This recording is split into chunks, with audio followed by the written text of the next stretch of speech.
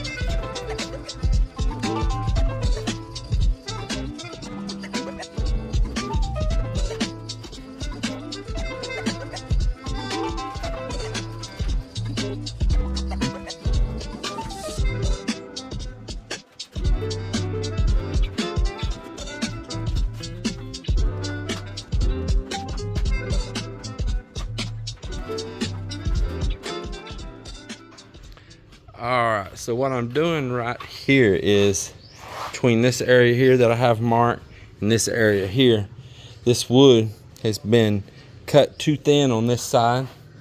See how thick it is here? Then it gets thin here. Same thing when those boat guys worked on this, they replaced all of this and they just made nothing straight. And so I've done this mark where it's pretty much right, then it starts getting off a little bit, then I put triple or quadruple marks, kind of tell me how many layers I need to put in that area. What I'm doing is taking this glass and building that out.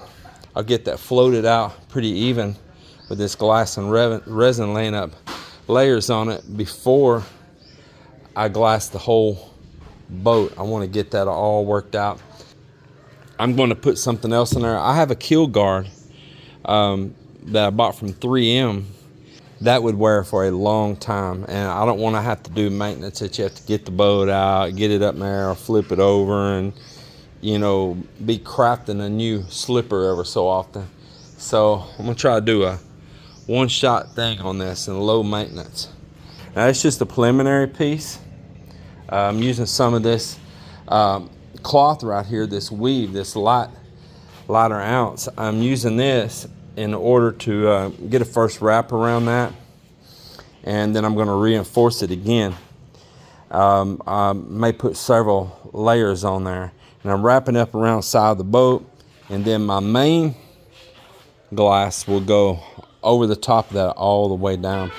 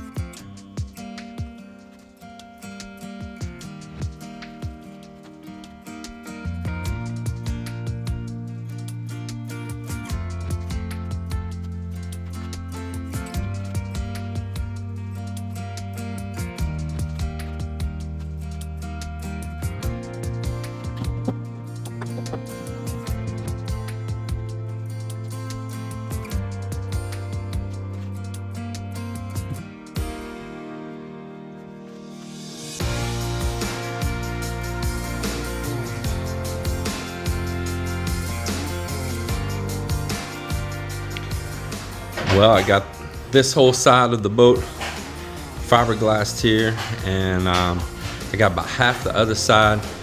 I'm not shooting video saying this is how you do it, because I'm no pro to be trying to educate people how to do fiberglass. I'm just not. I'm a hobbyist. I recommend a couple channels if you want to learn about doing fiberglass. There's a couple great YouTube channels out there that one of them I've been a part of for years, watching and following him. Sometimes I follow and watch his videos even if it's something that really don't interest me, because I like supporting him. And that's Boatworkstoday. Boatworkstoday. What a great guy. His videos going all back through his library are all relevant, and so you can go all back through and see his different projects and him in detail as a professional instructing how to do things, okay? That's Boatworkstoday. Great channel. Tell him Texas Filipino in the Philippines sent you there. Write in the comments, tell him, hey, there's this guy in the Philippines building a boat, and he sent us to your channel. You won't regret. He's just got a wonderful demeanor about him. He's a great guy. So the other is FishBumpTV. You know, like fist bump, but fish bump. And he's in the southern part of the U.S. He's newer at making the videos, but he's not new at the work. His family have been boat builders for a long time. He grew up as a kid in their family's workshop building boats. They're not a major brand, they're a small brand that did turn out some production boats, or kind of like individual order one-offs and things like that. So watch him, FishBumpTV, and tell him the same thing. He's a great guy too. He's been going out of his way, showing stuff in great detail. They know way more than me, okay? They know way more than me. But tell him too at FishBumpTV that James at Texas Filipino sent you, and they'll see my work, and they're gonna shake their head and say I need to watch more of their videos, okay? Because I am no pro. I'm no pro, but I really appreciate you all watching my boat build. And part of this project, just to be all honest with you, is polishing up and forming a technique and kind of getting the ropes underneath my belt and learning about how much work time I have with the resin. I've already learned, you know, that I tried to put less, and I luckily it was small pieces I was practicing on. I did test runs that it didn't ever kick off. That's where it'll actually go into a reaction, it's like almost like a thermal chemical reaction, and set. Well, I had some that set too fast, and so I lowered it down, and then I got it where it was set and not try to start a fire from like nuclear fishing going on. And then but I didn't have enough work time, so then I tried to drop back the amount of hardener even more, and then I got into a point that it was staying tacky, and so I knew I had to add some back. So then I realized I am at a defeat with the heat, and that's a good rhyme, huh? Defeat with the heat. And so I realized that I'm going to have to adjust my times that I'm actually able to work this, and I can see in just a few degrees outside different when you start getting up in these 90s and stuff like that, that it doesn't take much to set this stuff off. So watch their videos. Boatworkstoday, FishBumpTV. He's a southern guy down, and they also do charter boats, charter fishing and all. Great channel. Support them both. But please tell them that James at Texas Filipino sent you over there. And I would really appreciate that. And thank you much. And I'm going to get on back to my work here. So let's do some vlogging here. Hey, good afternoon everybody, because it's afternoon time here. So the boat project is still going on, and right now the boat is all fiberglass, but I want to address some questions that's happened at this point in the vlog, okay?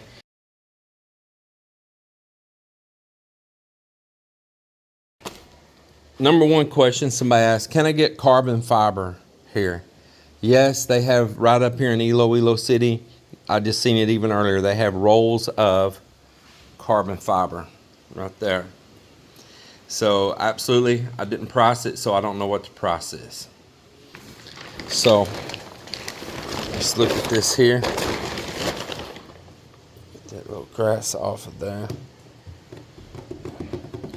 Yep, so this is that marine epoxy mix. That's not air, but this has the cloth in. If I get really close there, you'll see it. And now let's talk about the cloth. Let's talk about a few other things. So I had a commenter say, hey, on the sheets where I had told that I was going to put resin on one side of them, I might have misworded that or something. It might have been misconstrued, probably my fault. but I was not putting resin on both sides of the sheets, as you've seen the video, only one side of the sheet. So the inside, I wanted the outside to be dry. In polyester, see here, polyester resin, you've got all kinds of resins out there that are used for different purposes. And some of them set up very hard and rigid and are more prone to crack if they're in a position they need to be flexed. And then you have resins out there that stay more flexible, can bend, and are usually what's used in boat building, okay? And probably 90-something%, this isn't a guess, I just don't have the exact percent, but above 90%, probably closer to 95% of all commercially production boats out there are made out of polyester resin, not vinyl ester, not epoxy. A lot of people aren't familiar with vinyl ester. So there's all different kinds of resins that's saying, and vinyl ester is the probably the best all around between epoxy and polyester. But there's different types of polyesters. What he was saying is that, you know, if I go ahead and resin both sides of my plywood, that it may be too stiff and try to warp and all that, trying to put it on the boat. That's if I use the resin that's not flexible, but I didn't want this outside pre-resin. I did not wet or put resin on the outside of the skin until after it was on the boat, and I'm actually adding the cloth. Now, the particular resin I used is highly flexible. So even if I had, which I didn't want to because I want that solid seal and I want that mechanical bond at the same time I'm putting my cloth mechanical bond to the wood, this was a flexible type I used. So then let's talk about cloth. Another person commented, why did I use cloth? Why did I use cloth? Why did I use cloth instead of chop strand mat? Yeah, CSM. CSM. And for you that just want to see here they call it CM, but it's CSM. CSM, chop strand mat, woven cloth. All right. And then this right here, you see this? This right here, this is going to be your heavy woven right here. Woven roving, you see right here. Now, this right here is for something very structural that needs to be very, very strong. It might be used in transoms or building something very strong. And it wouldn't be just it probably alone after the end. You're going to come back over with CSM, and you may come back over even that with cloth. But let's digress. I got you some samples out right here. And again, listen, I am a hobbyist. I'm not a professional. Okay? So you do more homework besides anything I have to say if you're going to work on a project. I'm just a hobbyist. I'm not a pro. And I'm not claiming to be a pro, but I can get by with what I need, with what I know, okay? Now, let's talk about that. And you also have biaxial and multi-axial. Now, biaxial is kind of like this cloth, but it has threads going in diagonals in it. Not just this woven pattern like this. It'll have some diagonal pattern. Now, I don't have an example of it to show you, so I'm going to show you these. Now, he said CSM is stronger than cloth. That's debatable. Okay, that's debatable. Let's refer back over here, though. Woven cloth offers the highest strength to weight ratio in fiberglass. Right there. The high strength to weight ratio. I want to keep this boat light. I'm not trying to build a thick fiberglass hull. I have the hull. It's this marine wood. I have the hull. It's ribbed inside. It's got bulkheads. It's got solid wood base in it. I have a hull. That's carved from a solid tree. That thing's several inches thick.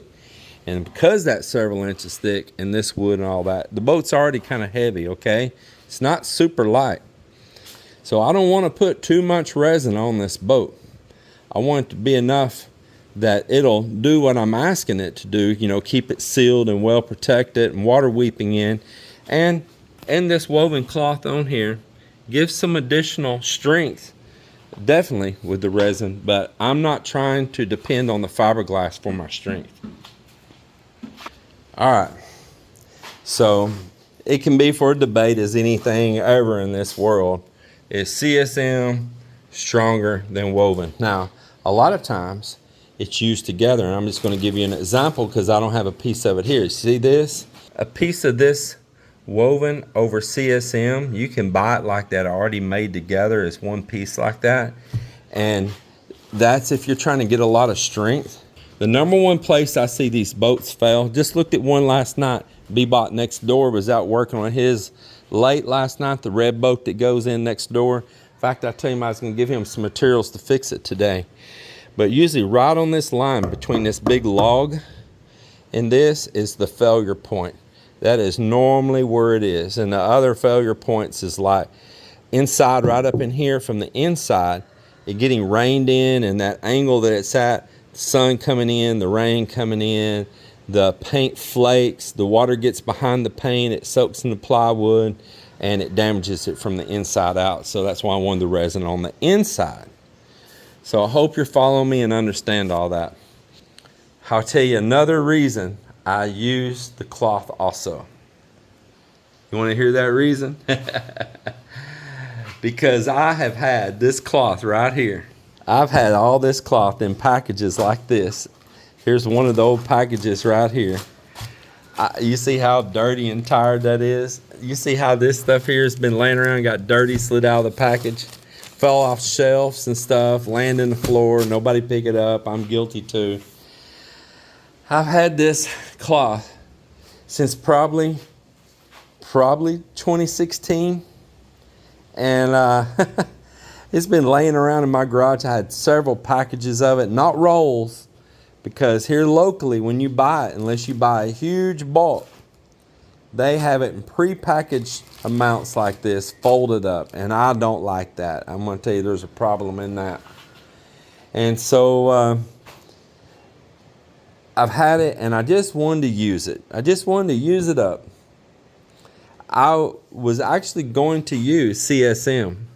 I was going to use that. That's what my plan was. Things are getting so much better here. A few years ago, this project would have been next to impossible. If I do a project in the future, I'll be sure to order in a roll, a pill ply, and have it on hand here, so I'm not having to use a lot of wax, and I'll be better prepared. But this project here, it was using up some materials I already had. And then lastly, I'm going to talk about here right now, this gel coat. Bought this today.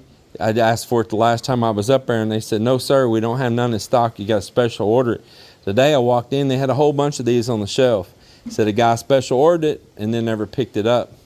So I said, well, I want one of them. I'm going to use this for some little repairs on my Sea Ray right there. I used to have a trailer company.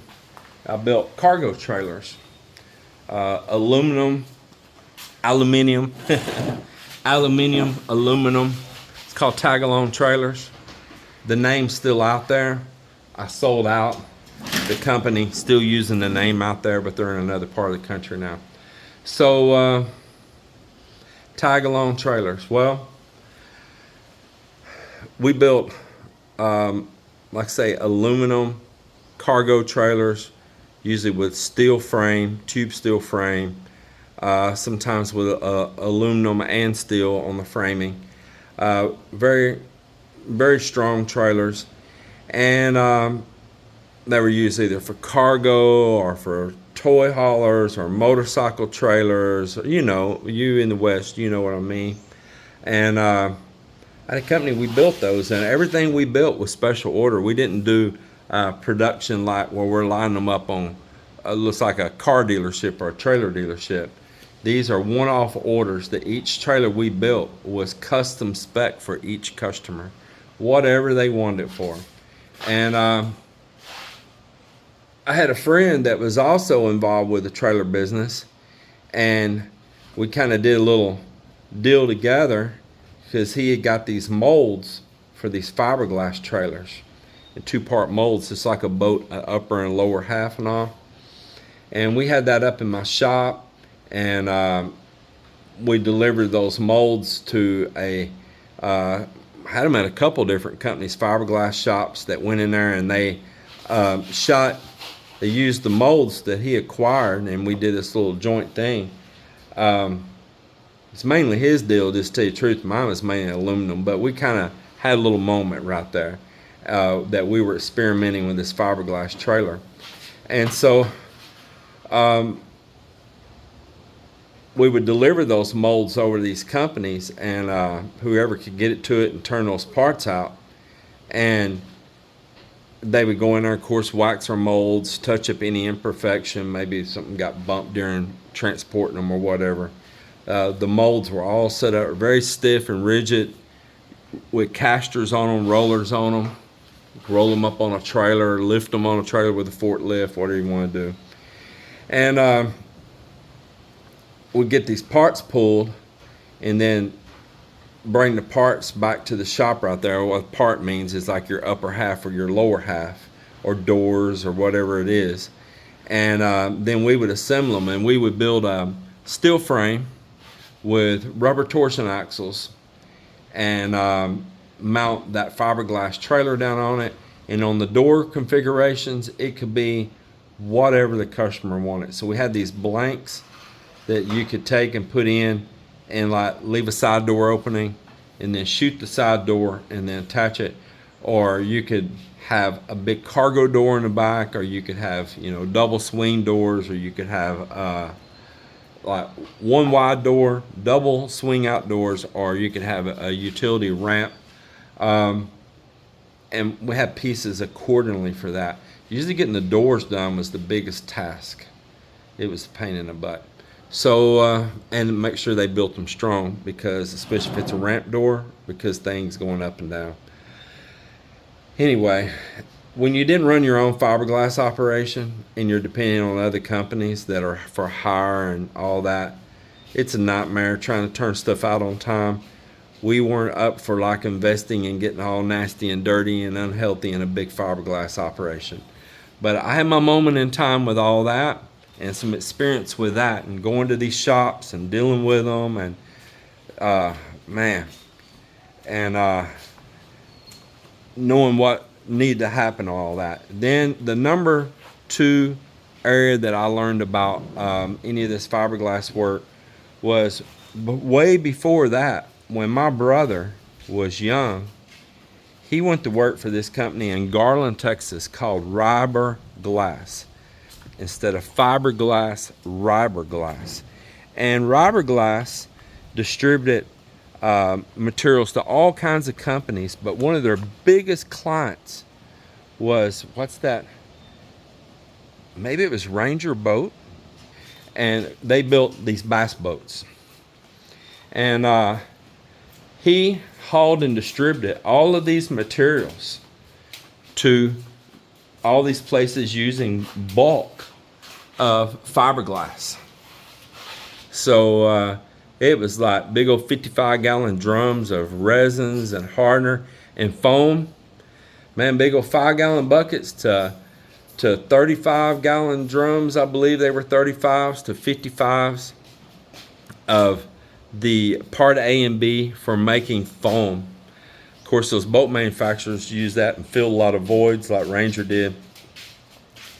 And sometimes when they had damaged materials, a damaged barrel or whatever, Fiberglass would give that stuff to my brother. A lot like, even like a forklift punch a roll of matting or whatever. The company didn't want it. They want perfect. And Fiberglass has to dispose of that stuff environmentally, right? But the laws were a little more loose back then. So what they would do is give it to my brother or some of the other drivers, and at home they would have all of this massive amount of fiberglass material. And man, did me and my brother and I, did we have fun playing with all that. Man, we we would get out there in his yard on a weekend when we wasn't working. And man, one time I remember we got a whole bunch of that stuff that made that foam. And we had a whole bunch of friends around hanging out, having a good time in his yard. And we dumped a whole bunch of that part A and B of that foam together. I mean a bunch at one time. And it went to boiling out like a volcano, man. It was something really to see, man. And it was growing this big old flowing monster of styrofoam, man. That was crazy. Crazy. And we were just tripping out on it, having fun, young. He was probably in his late 20s, or maybe he's in his mid 20s, probably just his mid 20s. And I was a teenager still. Yeah, he's probably in his early 20s, maybe early to mid, and I was a teenager still. Man, that was a good time. And then we had this old shed that had this busted up concrete floor. We had all that free woven, heavy woven cloth, woven, and we had all this resin, and we fiberglassed that entire floor of this car shed. I mean, we put all that woven in it, woven, and we put toner in it. It was actually that blue. It was a blue floor, and my brother even added metal flake because those boats had all that metal flake. We had this trippy car shed with a fiberglass blue floor. And in my grandmother's old house in the laundry room, the foundation probably wouldn't ever poured right to start with, and it was cracked back in there. And we went in there and fiberglassed over that whole floor, drilled holes and let the resin go down in those holes to help bind it together. And we were even stuffing the fiberglass strands down into those holes so it would grab. And we fiberglassed over that whole floor in that laundry room. And it worked pretty dang good too, man. It was a trip. And then years of me being in the car business out there. I was in the car business early on. I had a big automotive shop. Off and on, it wasn't gigantic, but it was pretty good size. I mean, to me, young, it was big. And because I was a young guy, entrepreneur from day one. And I had that shop and other places and car lots, and I had a upholstery shop and had glass, auto glass, all of that. I did all of it. Body side moldings, ground effects, car stereos, everything automotive, man. I did the whole ball of wax, man. Man, we would gut out a car, do custom car stereo systems on a brand new car, just gut it and rebuild badass systems and all. That was all my business. It was super sounds. All of that's out there. I got a lot of pictures of it. So in the midst of that, we were always doing fiberglass work. And we built some of those badass boxes in plywood, but we wanted to stiffen them up more, get the tone different and all. And so we would lay it up with glass and make them really cool looking and give a nice finish on them. And then also, I always was buying boats. Always, my whole life, buying boats. I've bought so many, owned so many. And I always bought something that needed repair and restored it. That's why I started from young doing. I was always successful with it. So I always gave something a second chance, maybe a third chance. And so that's where my experience come from. But I am not a professional. I am a hobbyist. So take my advice with a grain of salt, okay? Because there's people that are way better at it than me by a long shot. All right, and I'm going to end this video with that right there.